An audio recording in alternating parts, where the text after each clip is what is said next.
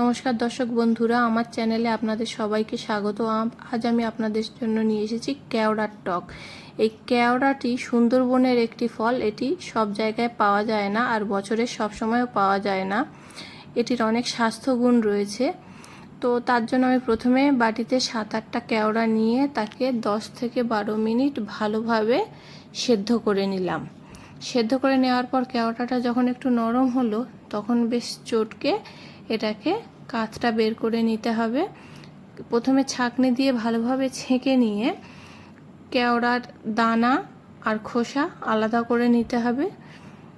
যেমন আমি দেখিয়েছি, ছাঁকনি দিয়ে ছেঁকে ঠিক এইভাবে ছেঁকে দানা আর খোসাটাকে আলাদা করে বের করে নিতে হবে, আর কেওড়ার যে কাঠটা সেটা আলাদা হয়ে যাবে।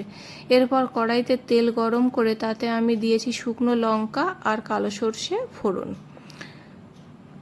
এরপর কেওড়ার যে কাঠটা হয়েছে সেটা আমি ঢেলে দিলাম, দিয়ে এতে দেব পরিমাণ মতো লবণ আর হলুদ।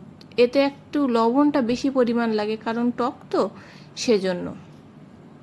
এরপর কিছুক্ষণ পর যখন ফুটে উঠলে এটা বাসন্তী হলুদ রং আসবে, তখন সেই সময় এটাকে বুঝে নিতে হবে যে টকটা তৈরি হয়ে গেছে। তো সেই সময়ে এটাকে নামিয়ে নিতে হবে। তবে আমি এখানে চিংড়ি মাছ ব্যবহার করিনি। আপনারা চাইলে চিংড়ি মাছ বা ছোট যে কোনো মাছ ভাজার সাথে এই টকটা খেয়ে দেখতে পারেন।